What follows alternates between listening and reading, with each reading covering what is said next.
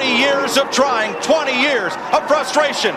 Dale Earnhardt will come to the caution flag to win the Daytona 500. Finally. Third generation star Dale Earnhardt Jr. brings him to the flag. Checkered flag waving. It's over. It's Earnhardt. He's going to do it. He's going to win the race and the NASCAR Sprint Cup Championship. California's Kevin Harvick does it. You are the 2014 Sprint Cup champion. The 24-year-old from Dawsonville, Georgia, is about to join his father, Awesome Bill, in elite company. Chase Elliott is a NASCAR Cup Series champion. Ah! Ring that sign, boys! Yes! And the 1991 winner of the Daytona 500 is Ernie Irvan, the Morgan McClure Chevrolet.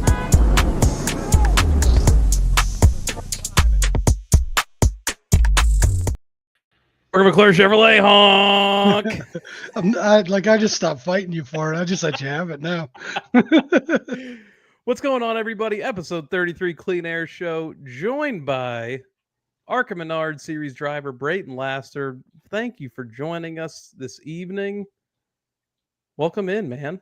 Thank you for having me. This is pretty cool, pretty awesome. Excited to be here. Excited to talk about an explosive weekend, I guess, at Michigan this past weekend. Quite literally, huh? So we'll get into that. I've been told that there better be pizza. Unfortunately, we're in that summer stretch right now where I really gotta watch what I eat. So no pizza tonight. But I really trust me, I'm like craving it. I wake up in the morning, I'm like, I could go for some pizza. And then we get in the middle of the day, I'm like, I could go for some pizza. And then I go to bed, I'm like, I could go for some pizza. And my wife is alarmed at the rate of which I want pizza. right? Like, I'm like, I could eat, like, if I got a large, that's like enough for the day, that's enough for tomorrow, maybe even the next day. And, that's like 3 days of pizza. And that's fantastic. And like, my girlfriend's like, I don't even want it for like 1 day, let alone, for 3. So, question for you: do you have a fitness regimen that you keep to for the summer? Oh, I'm supposed to. No, good answer. Actually keeping to it, I consider myself fairly active. I go to the gym a couple times a week. I lift weights. I do a lot of powerlifting stuff. So the big 3: squat, bench, deadlift. I love deadlifting. I've really gotten to that last couple months, and then some routine cardio kind of throughout the week and whatnot. That's pretty impressive. That is. The only deadlifting I do is a beer to my mouth. That's about it. It shows it. Don't get me wrong. It shows it. The only running I do is my mouth. That's it. So, Brayton, this past weekend, well, I mean, where do you want to start? You want to start with this past weekend, or you want to kind of go over your racing career first?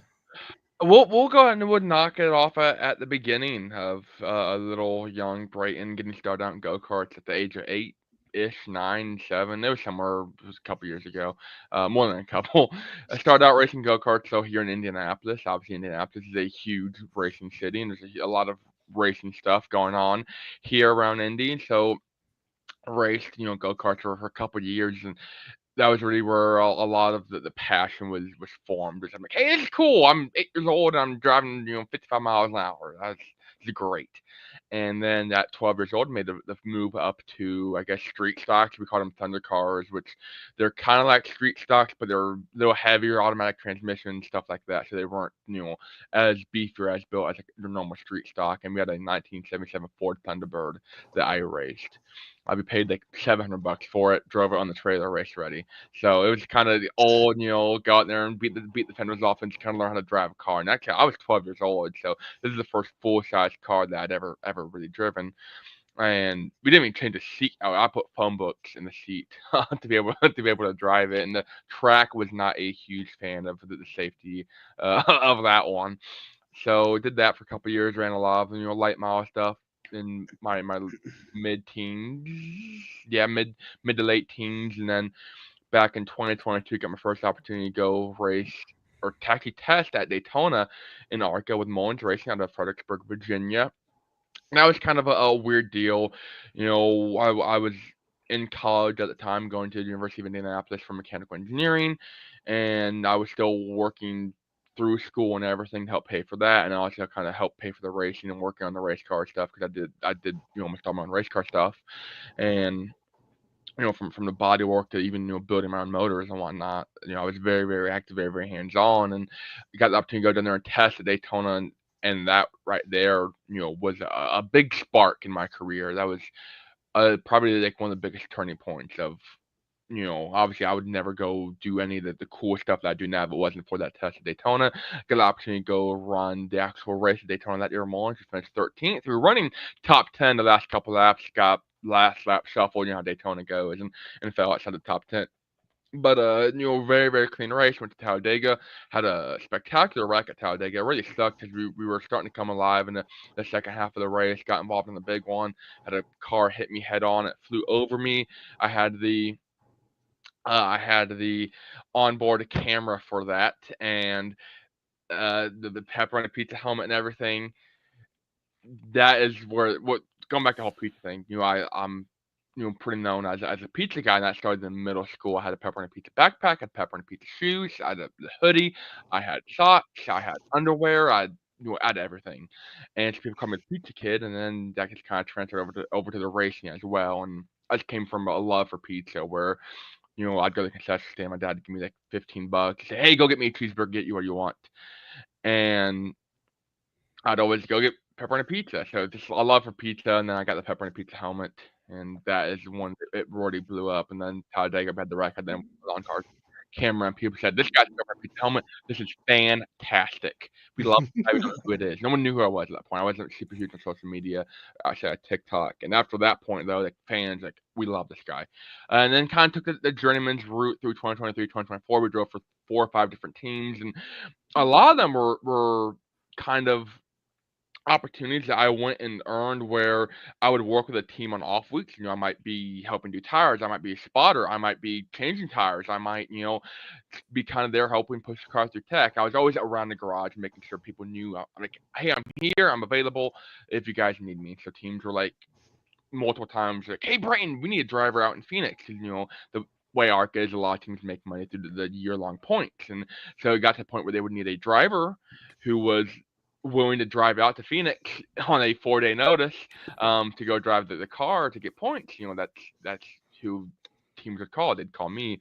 And so that last year I got to run Phoenix that way. They got called Monday and was like, "Hey, Brayton, can you be out in Phoenix Thursday night?" And I drove 32 hours to Phoenix to go drive a race car, and then we broke 25 laps in. So that was fun. But it's kind of did the journeyman's route, got off top 10s the last couple of years, primarily on short tracks and dirt tracks in ARCA, and now in my first full-time campaign with Wayne Peterson Motorsports, going on our let's finish our 6th race this season at Michigan, getting ready to go to Berlin outside of Grand Rapids this week, our first real short track of the season. And you actually raced your Berlin car this weekend, correct? Yes, we did race our Berlin car. That was a very weird deal, where basically the team was about an hour south of Nashville, so they're actually located in the Midwest, which is great because a lot of the ARCA races, even though we race all over the country, about half the schedule is here in the Midwest, so it kind of worked out for them.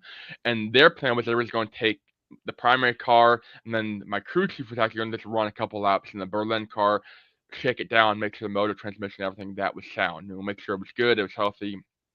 And so we had the short track springs, short track shocks. We had the camber was set for a short track. It was everything short track, except it had a intermediate gear in it, not a Michigan gear, because Michigan's 2 miles, I believe.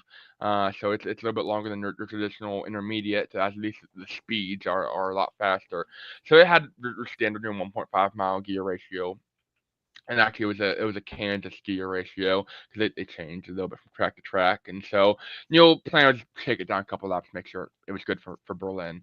And then we were going to change the gear out this week to the Berlin gear. Well, went out there in practice, ran 9-10 laps. We were picking up 2/10 every lap. And this is my first time at Michigan.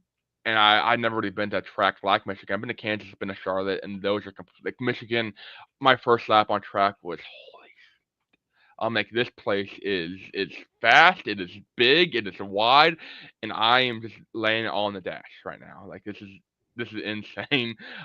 And like I've seen it on TV, but it was a really really cool experience, and we were about 3 seconds off quick time and about a second and a half to 2 seconds off the pace because the top two guys are a second quicker than everyone else, and so for us we were very happy with that considering we were practicing on about 40 or 50 lap old tires.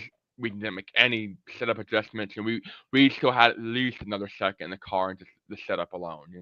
So we were really looking at our first big top 10 run of the season, and then our first top 10 outside of a short track.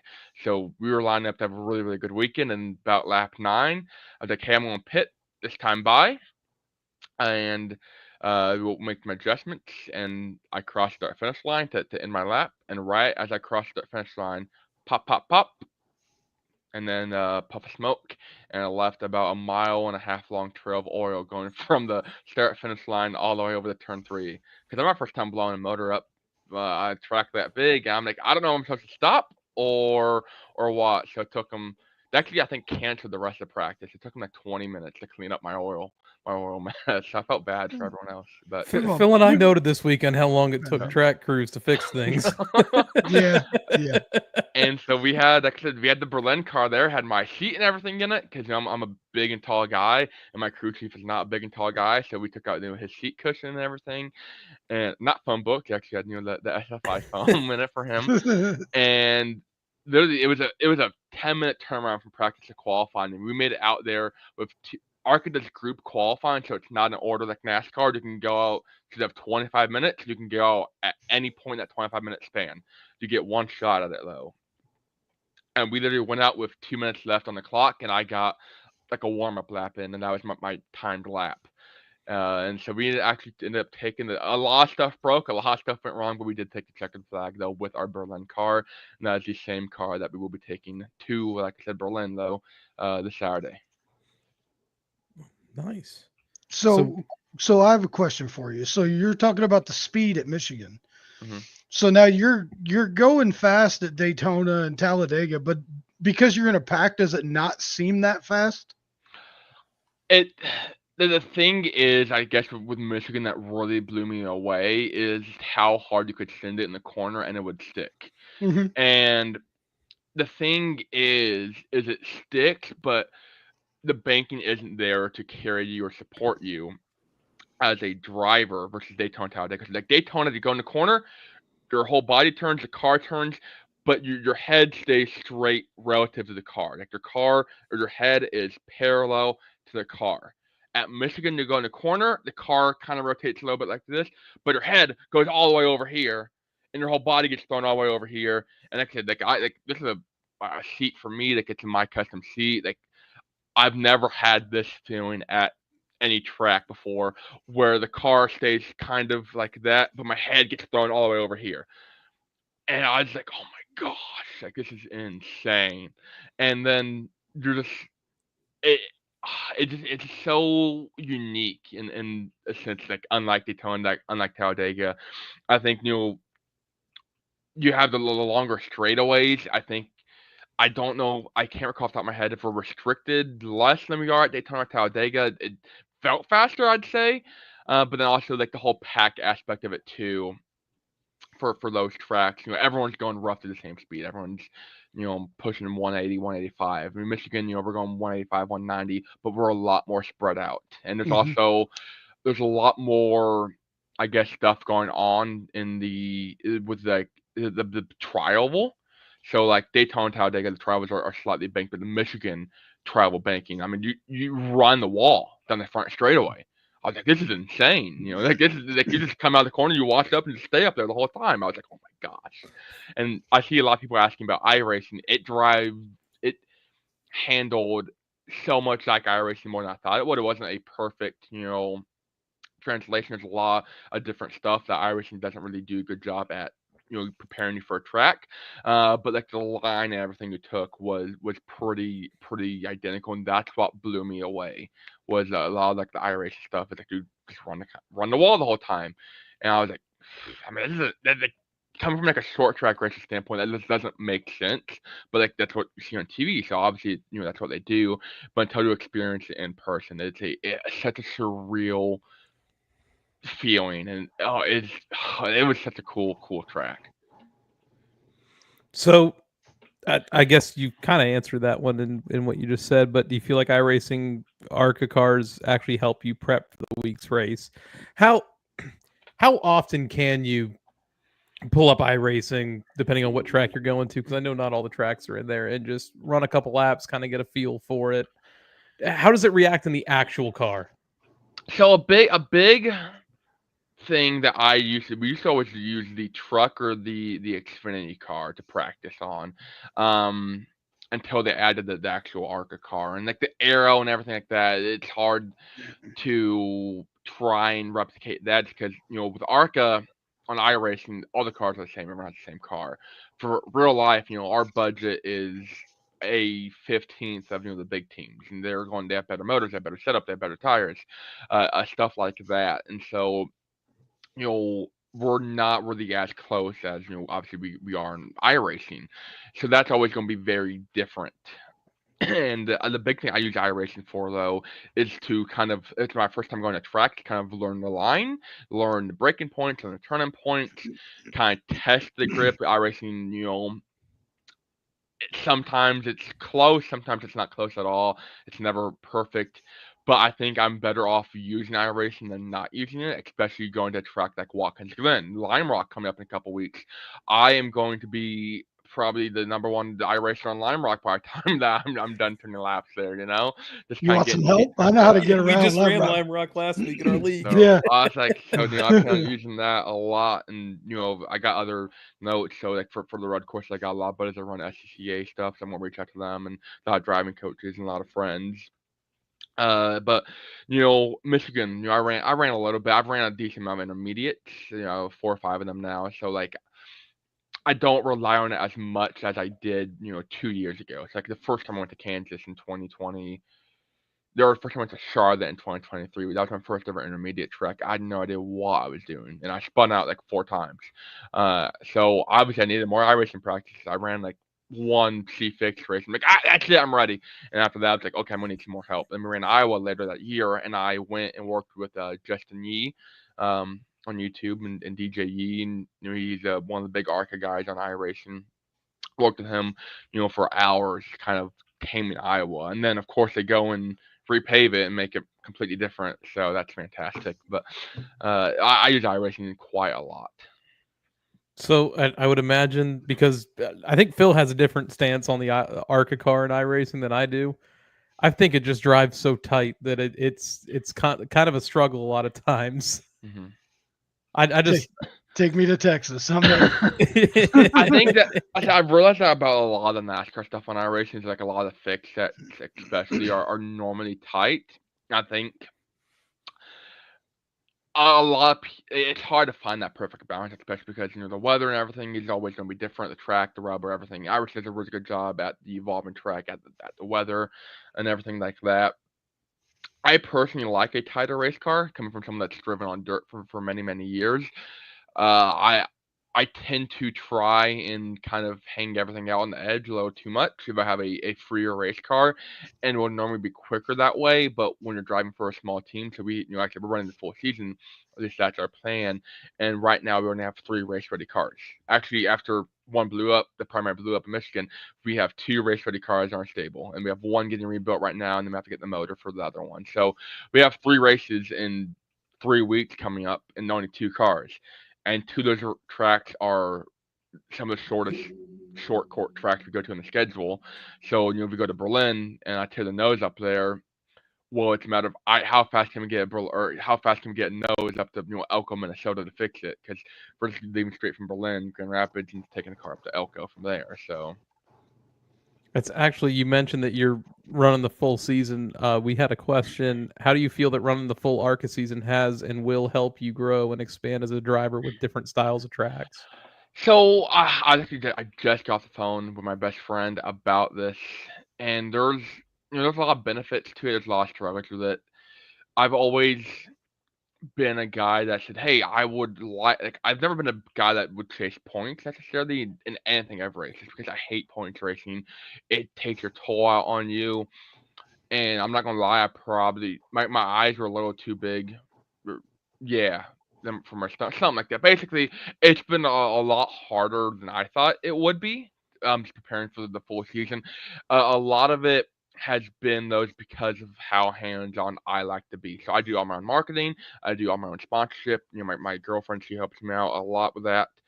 But a lot of social media stuff I do by myself. I help the team go and get the car ready. I get make sure that I have all the stickers for the car, I have all the decals, I have, the wraps, I have, you know, I do a lot of my own stuff that most drivers have a team of 3 or 4 people to do. And then also, getting to the track or, I also work, I'm a welder here in Indianapolis, so I have a day job too that, I'm trying to balance out life and racing and work and social and, it, it it's been a huge just physical and emotional struggle of I'll get home at 6 o'clock and then I'll send emails or message people back for 6 hours. Then I'll wake up and I go to work at 8 o'clock. And at some point during the day I gotta find an hour and a half to go to the gym as well before coming home. So it's I'm definitely making a list of, hey, if I did it again, I would do this differently, I would do that differently. As far as actually going and getting experience, so like we're a smaller team, so we're not getting the most out of our cars just because we can't necessarily afford to. That's why I think the primary car it felt great to be competitive, to be fast. And that was an awesome feeling to have for the first time really this season. But I'm still out there getting seat time. I'm learning, and kind of like I told you guys in the pre-show, if you put me in a top tier truck ride, at Pocono, at Nashville, at any bigger track, I'd run 32nd. I would be terrible, and I might not be the worst in the field, but I wouldn't run where that truck would belong. There ain't no way you're the worst in the field. I've seen some of them guys. There'd be a lot of growing pains, and so that's just what I'm trying to do with ARCA is go out here and get experience at these tracks. And if a bigger opportunity presents itself down the road, then I feel like I'm prepared for it, I'm ready for it, versus jumping into it way too quickly and and not making the most out of the opportunity and looking like an idiot, and then maybe putting myself at risk of never getting an opportunity again. Definitely can respect that for sure.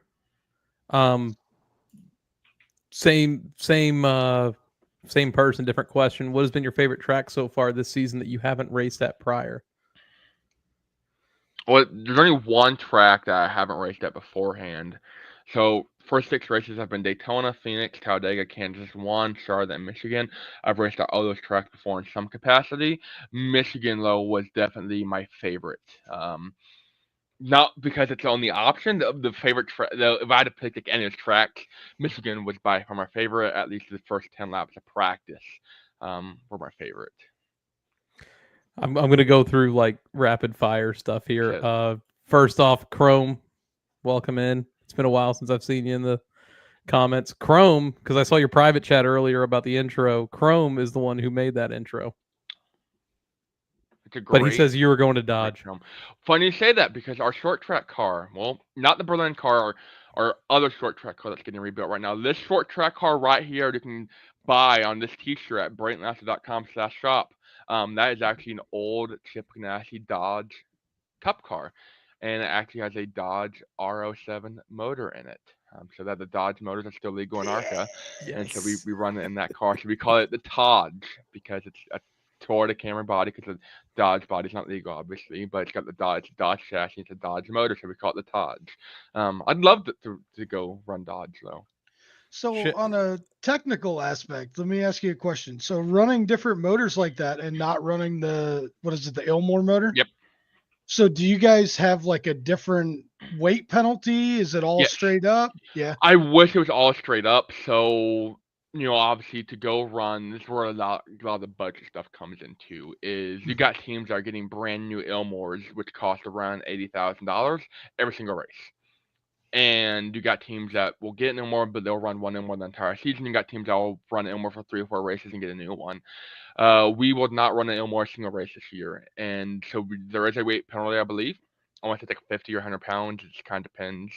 But there's also we get a smaller hole, so less airflow through the carburetor. So also that hinders our horsepower as well to below the Ilmore a little bit. So they can be pretty close given the right circumstances. It's a lot harder to get it close, and it's just a budget thing. With the Ilmore, you're looking at around $200 to $300 a lap is what like the cost is for like an SB2, so the old Chevy Cup motor. That's what we run in almost all of our cars, or the old Dodge motor. You're talking $10 to $20 a lap. So that's literally the price difference to break it down. Now, obviously, it changes a lot on track, and the length of track, and the mileage, because 2.5 miles at Daytona screaming at 7,000 RPM is a lot harder on a motor than 15 laps at a short track where you're at 7,000 RPM for a tenth of a second. Okay. I've seen this comment pop up a lot, so you're gonna have to explain this one to me. The only thing I know about Lesotho is that it's landlocked around South Africa and it has a population of 2.31 million people. But that's all I know about Lesotho. There's more than I knew about that before I came into this. I hope that answers. I mean, I don't have an opinion on it. That's all I know. I know, it's a landlocked country. It kind of sucks though. So I don't know what to tell you. Your favorite driver growing up? I was a big Jimmy Johnson guy. I did like a Jimmy Johnson like Power Wheels. I used to drive up and down the neighborhood, and big Jimmy Johnson guy growing up, which is cool because we bought our own ARCA car over the off season, and it's a Jimmy Johnson Herzog Busch chassis. So like rookie Jimmy Johnson 2001 Xfinity Busch Series. It was his old chassis from those days before he was Jimmy Johnson. So that was kind of That's cool that awesome. we got that. It's obviously ran ARCA since it's got the ARCA body and everything on it. But yeah, that was pretty neat to find that. AJ and I are big NASCAR history guys, so like we can sit here at night and just bullshit about random stuff. And one night we got into like chassis, and I don't remember what car we were talking about, but it wasn't an old Sterling Marlin car or something. It was Frankie Muniz running the Sterling Marlin chassis from the 01 Daytona 500. That's real cool. So like I have all of my I always try to find my chassis information because, like I said, the purple car, this car, the Todd, it's an old Chip Ganassi car, and I don't have it right now in front of me of what races it ran, but I have the chassis number. Although our Berlin car I'm pulling it up here because I just actually pulled it up the other day. It's an old Bill Davis racing car, actually, and it even has the original like Bill Davis dash panel on it. It's BDR 65. It debuted at Bristol in 2003 when Burton wrecked Kyle Petty. So it's kind of like it was in a famous wreck. It ran multiple races for Bill Davis throughout 2004, 2007. It exchanged a lot of hands, and then Wayne got it, who I drive for now, in 2019 or 2020, and then ran it. Debuted I think a year or two after that, and it's been his workhorse ever since. It's primarily been an intermediate car, but this car here, the Purple Taj, it's getting rebuilt, it's getting upgraded, we didn't rack or anything up, it's getting upgraded. People upgrades. And so we are looking forward to getting that out. We are back this season. Big Ward Burton fans on this show. Huge Ward Burton fans. Wish I had something I could have shot through the window. Oh, Calipilla. Oh man, Cody's in here. Of course, you know who Cody is. Opponent, man. I don't know if you guys know the story, but I'm assuming it was one of the OTC guys. I'm pretty sure it was Cody. We were playing chess. I think it was on a live show. And I said, I'm gonna beat you in you're like halfway through the game. Like I'm gonna beat you in 11 moves. I just said out of blue. I beat him in 11 moves. It was beautiful. I've never been a huge chess guy, but it was okay. Yeah, see, yeah. So, like I knew it was one of them.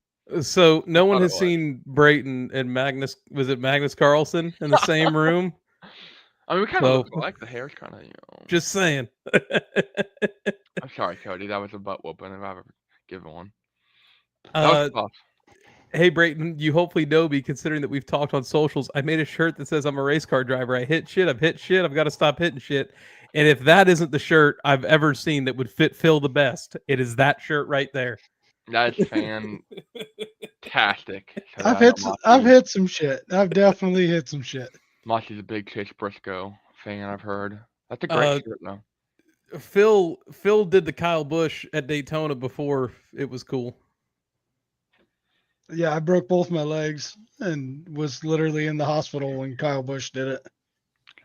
I also saw someone ask, saying they're hoping I'll be at IRP in July. I will be at IRP. That's my home track. I love IRP. Got a great sponsorship deal lined up there with Peerless Pump out of Indianapolis, a huge company. So that is part of our multi-race deal with them, and we're really excited to do a lot of activation there at the track. They're bringing a couple hundred people out to the track for that That's one. awesome. So that's gonna be a pretty cool race for them and for me. That's awesome. Brayton, if you were getting married and your good buddy was sitting at the dinner table, would you A, kick him out, B, cry, C, epic dance fight him in front of everyone? I don't know if good buddy has like a secret meaning that I just don't know. I mean, I don't know how to answer that one, Crum. I'm sorry. I mean, I'm always down for a great epic dance fight, though. We've got some interesting cats, man. I'm Googling Good Buddy Urban Dictionary now. Oh, don't do it. Oh, no. I haven't done it, but I wouldn't do it. Cody says epic dance fight is the only answer. So let's segue into something we talked about before the show. So Brayton ran the number 33 at one point. AJ, why don't you roll us into our Here we 33 go. drivers? Brayton, if you ever feel uncomfortable with any comment out of Phil here, just say No, it. I told you I'm gonna keep it. I'll keep it nice and tame tonight. I've been good. You know what, Phil? You have been good. I say you can just go at it if you want to. Nah. We'll see what happens. Every episode, we give the episode numbers car history. So we use the same website every time. So sometimes it's not the most accurate because everything's ever changing. But as of the time of this article being written, in NASCAR Cup Series competition, the 33 car has started 1,162 races, has 23 wins, 24 poles, 147 top fives, and 306 top tens. Harry Gant has the most starts in the 33 with 397 starts from 81 to 94 and has 18 wins, including 4 straight in September in 1991, in addition to 2 Xfinity wins that month, earning him the nickname Mr. September. Gant believed in walking away a winner rather than watching his glory days fade. Gant retired from Winston Cup and Busch Series racing at the end of the 94 season, the prime of his career. He would later drive his 33 truck in the Truck Series and sub for the injured Bill Elliott in the 96 All-Star race. Gant appears himself in the racing movie Stroker, Ace, and Days of Thunder.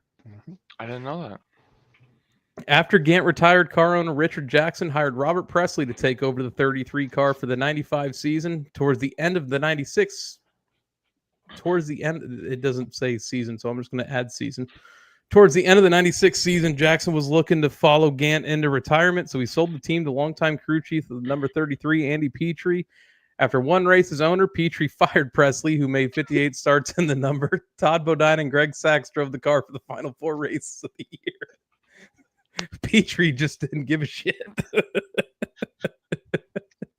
For 1997, Petrie hired Ken Schrader to pilot the number 33 car. Schrader drove the 33 for 99 starts from 97 to 99, but struggled, earning only 5 top fives in 3 years. In 2008, Schrader drove the 33 one more time as an RCR R&D car at the Coke 600. In 2000, Petrie hired Joe Nemechek to drive the car. Front row Joe started the car 65 times in 2 years. 2000 was a steady season for Nemechek, finishing the top 5 a total of 3 times. 2001 saw its heights and lows. Nemechek missed 4 races after a crash at Dover left him with a broken shoulder, but he would recover nicely and win the 2001 Fall Rockingham race. Unfortunately, due to lack of sponsorship, Nemechek would be forced to seek other opportunities in 2002. This is where the car 33 gets a little crazy. In 2003, the unsponsored Petrie team fielded the 33 in just 5 races with brothers Kenny and Mike Wallace driving. In 2004, the team ran 2 races with Paul Menard and Christian Fittipaldi before closing up shop. Now I'm driving folks. In 2009, Clint Boyer and RCR started fielding the 33 and started racing Casey Mears in Boyer's previous number 07 car. This move was necessitated by a sponsor request.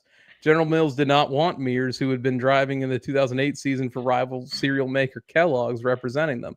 So Childress sponsors General Mills and Jack Daniels agreed to the swap for Boyer. In his 3 years in the car, Boyer earned 3 wins in the number, but only made the chase for the Sprint Cup once, 2010, with a 10th place overall points finish.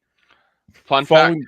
Go ahead. I'm going to interrupt you real quick. I've actually driven an old Clint Boyer Cup car. I believe it was from RCR.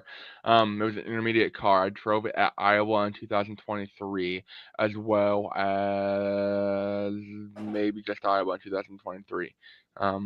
I don't know if it was 07 or I don't know if it was 33, but I believe it might have been a 33. So was it a 33 car that you drove? It wasn't numbered 33, but it was an old Clint Boyer 33 car. Following the 2011 season, Boyer left RCR for Michael Waltrip Racing. He has 109 starts in the 33, second most overall. And he actually won the 2011 Talladega race in the 33. Yep. The 33 has periodically acted as the R&D car for Richard Childress Racing from 04 to 08, drivers including, here you go, Phil, Kerry Earnhardt, Mike Skinner, Scott Wimmer, Ken Schrader, Mike Wallace, Brian Simo, and Clint Boyer, back when he was driving for RCR on the Xfinity Series. In 2022, Austin Hill made his Cup Series debut in the RCR 33 with an 18th place finish at Michigan. In 2023, RCR, I'm going to butcher this name, RCR fielded the 33 for V8 Supercars driver Brody Kostecki. That was good. That was good. Got it. Who made his Cup Series debut at the Indianapolis Road Course, finishing 22nd. Apparently, this article was written in 2023 because it says he is expected to return for a handful of starts in 2024, and I don't know if he actually did. Austin Hill, I know I've driven it since then. He has. Jesse Love has Jesse driven Love it. as well. Yeah. When not fielding Childress drivers, which means without sponsorship support brought in by RCR, Hillman Circle Sport has fielded the 33 with its own drivers like Alex Kennedy, Stephen Light, Landon Castle, David Stremme, Brian Scott, Timmy Hill, Travis Quapple, Bobby Labonte, Mike Bliss, Morgan Shepherd, Tony Raines, and Cole Witt to make starts in the car. And in 2015, Michael Annett made one start in the 33 after failing to qualify his 46 car at Atlanta.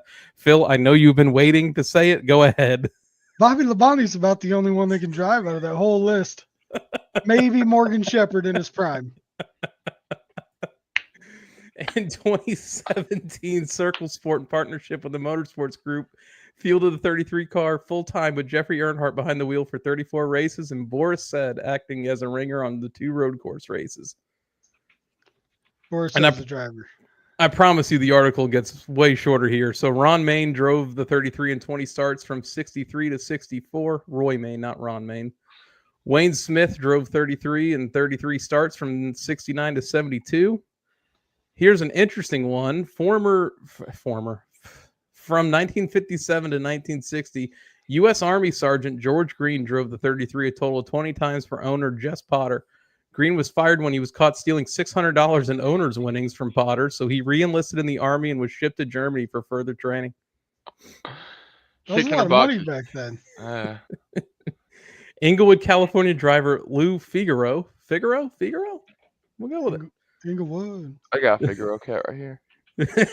Drove the number 33 in the NASCAR West Coast Late Model Series, K&N West for short, but also made 9 of his 16 career Cup starts in the 33, including 1 win. He started from the pole and won the first race at Corral Speedway in 1951.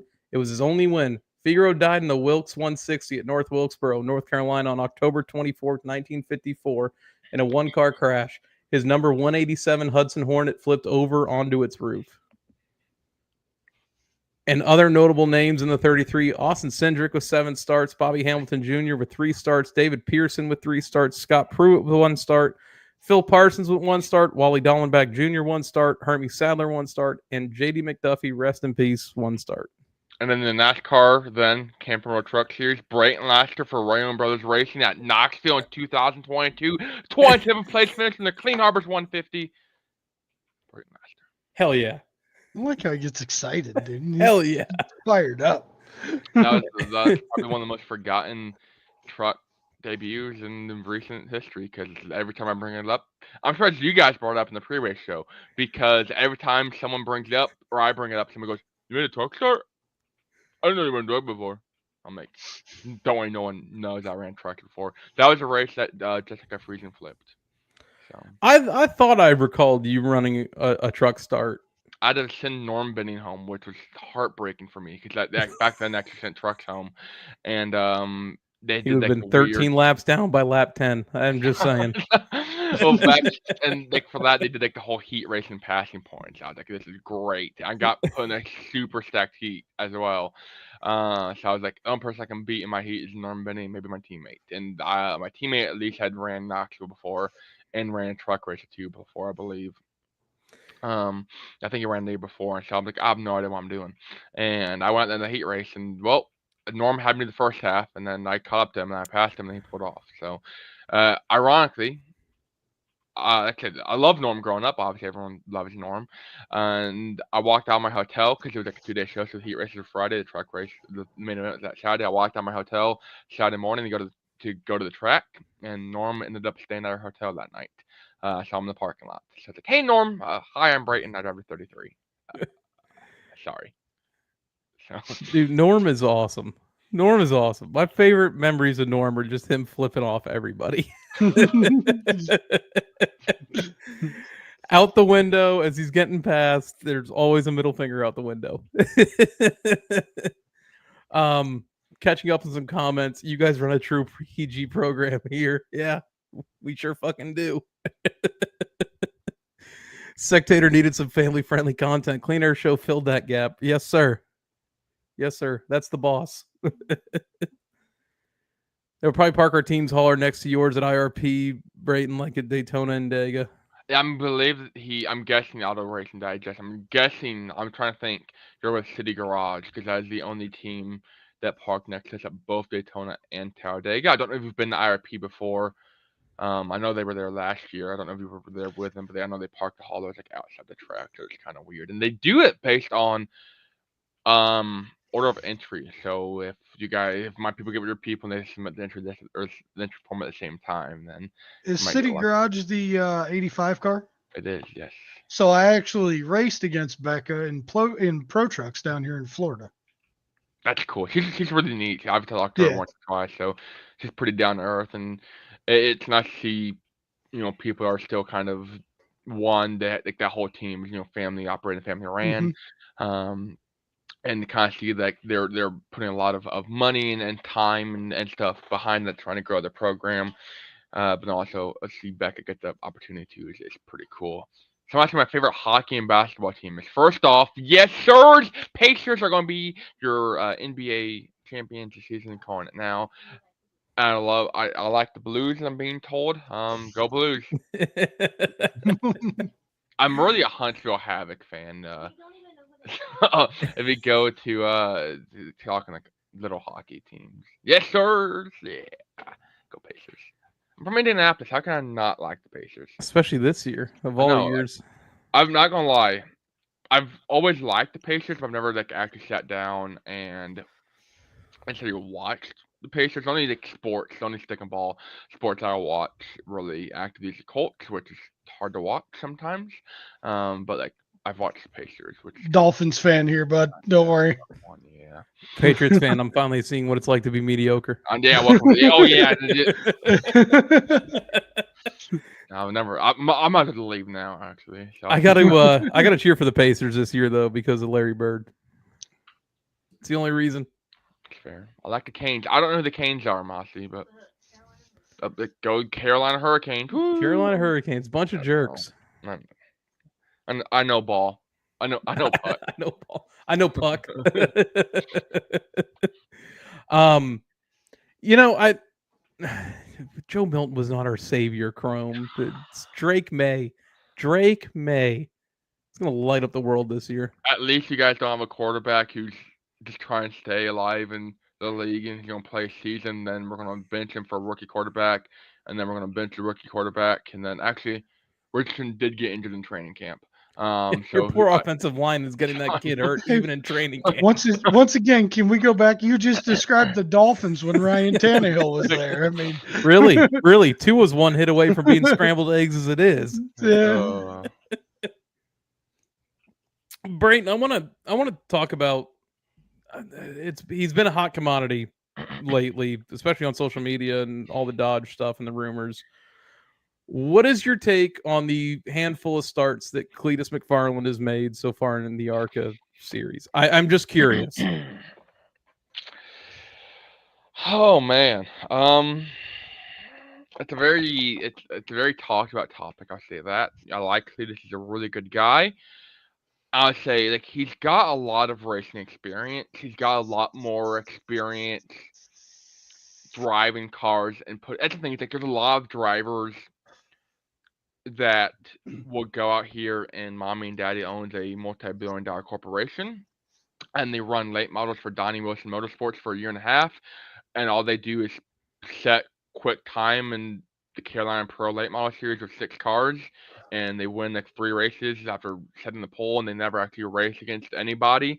Like all they just do is hot lap after lap after lap after lap, and they don't actually learn anything, and they go run a Joe Gibbs caliber car in ARCA, and they do the same thing. All they do is hot lap, and then they get the truck and spin, and they go, "Oh, this guy kind of sucks." There's a lot of drivers who can kind of put that exact career path. I'm thinking of a couple. I was gonna say, it's literally it's that exact career path too, and it happens so much. I've said it for years. I was like, that's a terrible program.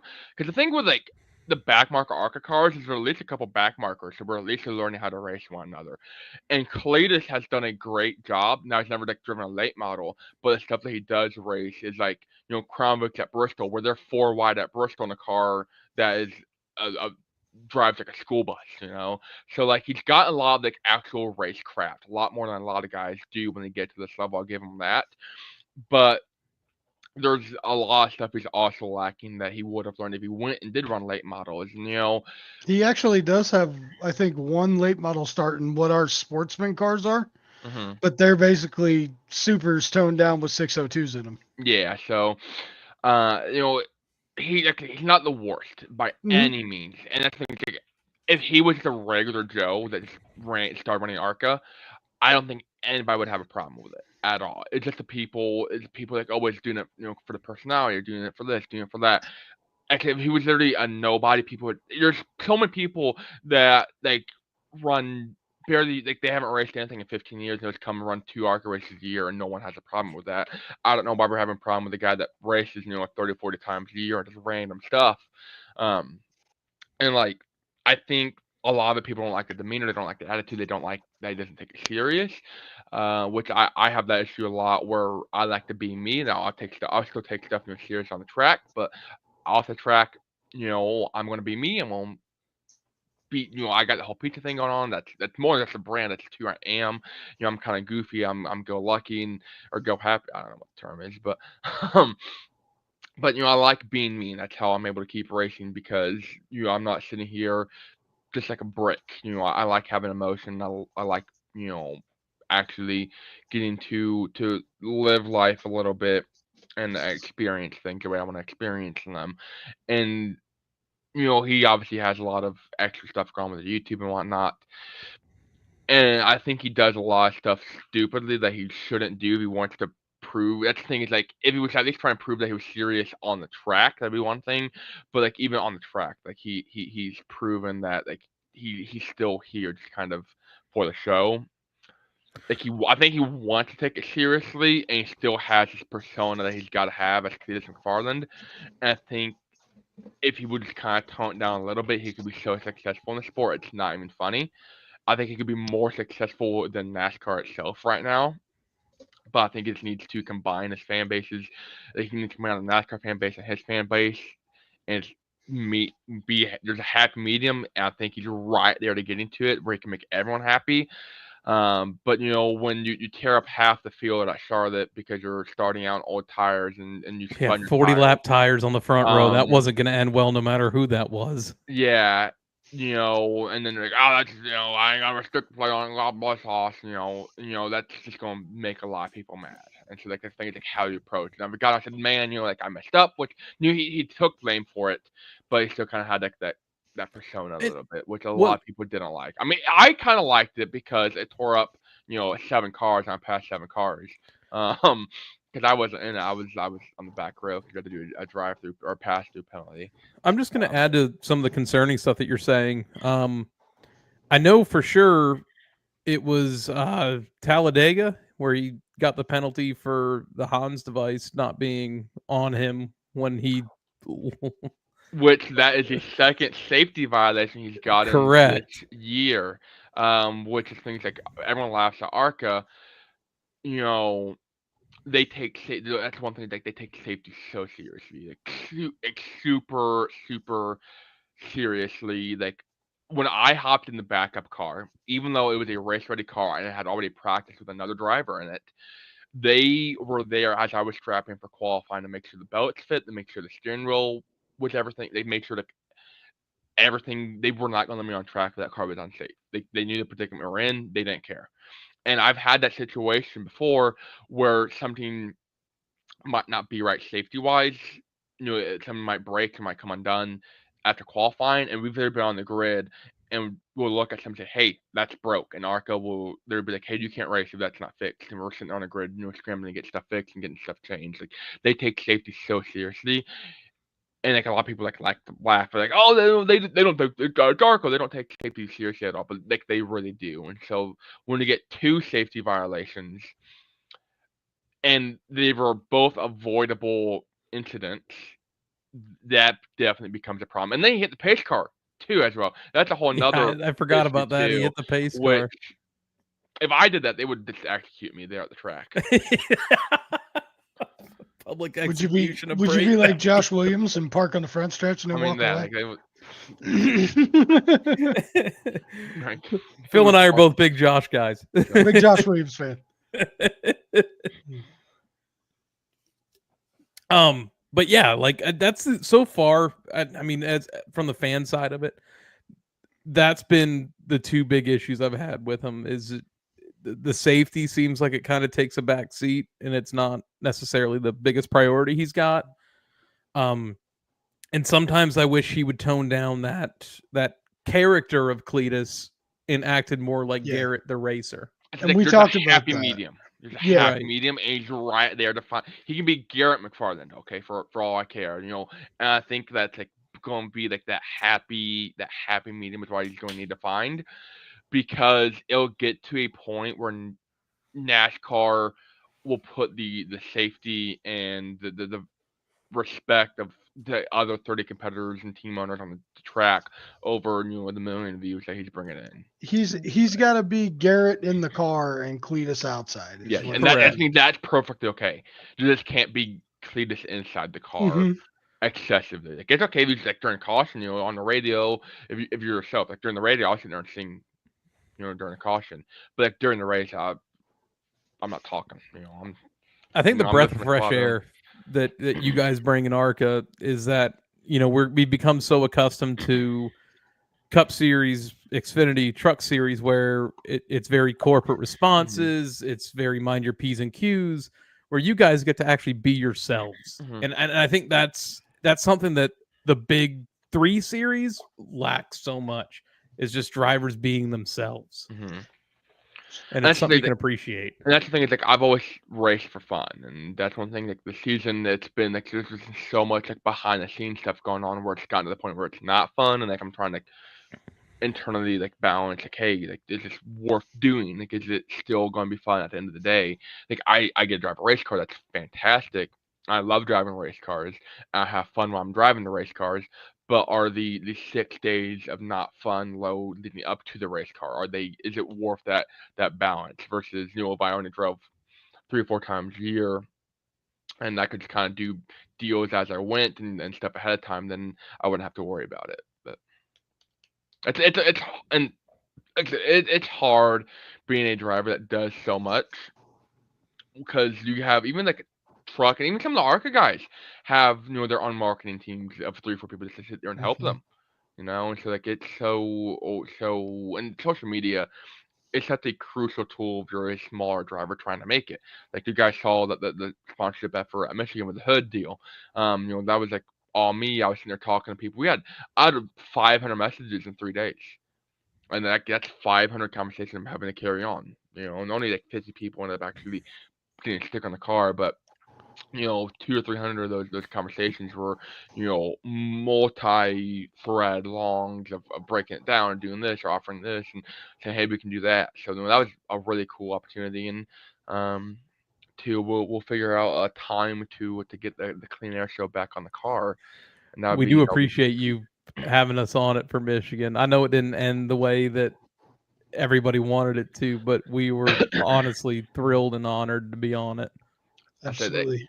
I said that was such a bad predicament to be in, because now I got a message, 500 people again to like, hey, sorry about that, but everyone's been super, for the most part, everyone's been super understanding. There's a couple bad. You will never have to worry about. We both come from a lot of racing background here, so we get it. I mean, like, I think I got more TV time because they talked about me being on a backup car than anything, because I know they mentioned it. They're coming to the first stage, and so it is what it is. I'm like I was accused of being a scammer by one person. I was like, your logo was literally on the race car. You're like, you're right. I actually blew up a $30,000 race motor just to take your $50. My bad. Like, trust me, like it sucks all around. It sucks for everyone involved. And I'm like, I'll make it up. I promise. As a racer, I've been there. I understand. Yeah, like trust me, we don't want to blow a motor, especially not that. That was our good motor. Right. Brayton, the 71 car sponsors Blaster. Why did you choose to sponsor the 71? I saw that. Yeah, I've reached out to PB Blaster a couple times, and they Did it be a hell of a sponsor for you? It would be a hell of a sponsor. I reached out to them. It would be so perfect. It makes sense, and I just need Blaster to reach out. And like, I use PB Blaster. I use all their products. I love PB Blaster. Don't bust your knuckles, bust your nuts, or something like that. I use it almost every day at work, so I get that. I get that. And I mean, an associate sponsor of a pizza chain. What are we picking here? So I'm not going to limit myself to that, because the second I get a deal, someone's going to screen record this and then ruin that deal for me. But I think, like, I just love pizza to begin with. Like, I'm not picky about where my pizza comes from. I don't necessarily have a favorite. I do like some places more than others. I have some like dream companies I would love to work with. I would really like I just like all pizza. I'm just gonna keep it simple. I like all pizza. I think we need to ask the day-old question, because I don't want to sit here. I'm assuming, because we're talking chains and stuff like that, we're not going to get into chains. I want to hear what the GOAT frozen pizza is. The GOAT frozen pizza. I'm a Big Jack's pizza guy, I will say. Big Jack's guy. Big Jack's guy. I know. Phil, what do you got on that? What's your frozen pizza go-to? Before I let Phil talk here, my bad, Phil. I'm a Big Jack's guy with extra cheese, though. Like, I'll put extra cheese on it, and so I'll cook it, and then I'll pull it out of the oven right before it gets done. I'll throw like a whole layer of cheese on, and I'll put it back in. So like the cheese makes it a little thicker. And we call that gourmet, not gourmet. Gourmet my needs. I'm a big Screaming Sicilian guy. Oh, Screaming Sicilian. I have a Screaming Sicilian t-shirt. I reached out to them to send me a free t-shirt. They said, no, you can't put a logo on a race car, but we will give you a t-shirt. So that works out. What a kick in the knackers that is, really. I mean, it's for the most. Like, I was like, this is cool. I appreciate it. This is really neat. So. Like, man, you could have taken that money spent on the t-shirt and got on the car. Here, give me free advertisement with this t-shirt, but no, I'm not helping you. I wear it all the time. It's a great t-shirt. I'm still like for some reason, ever since DiGiorno came out with the stuffed crust, I can't get away from it. I think I'm hooked. I'm hooked. I'm 100% hooked. I thought everyone's got an incredible die-cast collection going on in the background there. Oh, thank you. Phil actually Great hung all setup. these. Actually, just a full screen to look at them. I'm surprised I don't they're know if- still on the wall. hey, easy. I'm not, I should say I'm a big collector. Like I have like a lot of my own cars. So for example, this right here is my Daytona 2023 car. I got on my desk, and I have my truck here. If I can hold it up, and I got like a ton of like my ARCA cars here. A lot of these they're all customs. But I love collecting the track car, like the. Here, I got them actually right up here. I'm going to show off my shirt that you can buy over at BraytonLaster.com/shop. Actually, this is a prototype as well. So the actual design has like a Laster on the bottom. So like I love like the Charlotte car. Like Yeah. the program That's car. tight. So I buy one at so I got a collection above my desk here, but every track that like every NASCAR track that I race at, I always get the program of the show car that year. Funny enough, I'm going to try to make this full screen here, and you might be able to see it a little bit. Oh, But that case, that's the two cases on top of each other, the bigger ones, I guess would be to my left, but to you guys to the right. In between the two cases is all the tracks that I've gone to since I think 21. is the far right one, the yellow one, is that the Talladega 2023 car? That is the Dale Talladega 2023 car. He also has there's a Denny Hamlin car in there that we were talking about this week in our group chat. That's Yeah, apparently the 2016 Denny Hamlin Daytona 500 car goes for an absolute boatload of money, and I did not know it.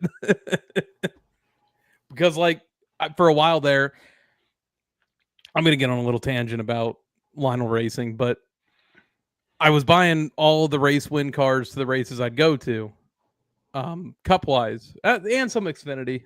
Some Xfinity ones are on there. But because their quality control just went so downhill in like that 2023 to 2025 range, 2022. Realistically, when the next gen came out, I couldn't do it anymore. I could not justify spending $100 for a car that was going to come in all messed up. That's fair.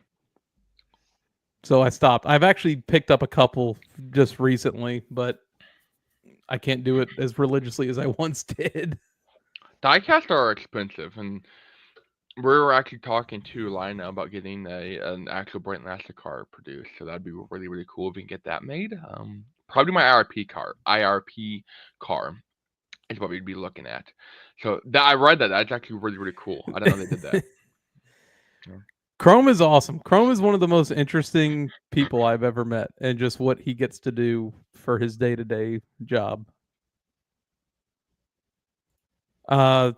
Tate says thanks for coming on the show. And did he just plug his shop? Yes, he did. BraytonLaster.com/shop or shop BraytonLaster.square.site.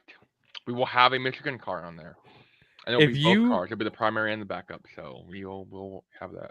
I put your website in the description, but if you send me just that link for the shop, I'll put that in the description too once we end it. Bad. Here, I'll put it in the private chat. Brayton, this has been super cool having you on, man. Yeah, it's been appreciate it. it's been one of the more fun podcasts that I've done, and the Clean Air Show. I always love me a good clean air filter. So I appreciate you guys inviting me on. It's been really, really neat. Really, really cool conversations. The fan interaction has been fantastic. I've loved the questions. I love everything about it. Actually, it's been a really neat show. And maybe down the road, after a couple races, after the season, whatever, we'll come back on. And hey, I drove a number.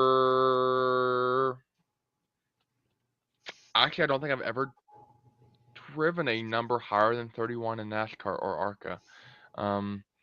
so I can't come on actually any other shows. 33. You drove a 33. I forgot about that.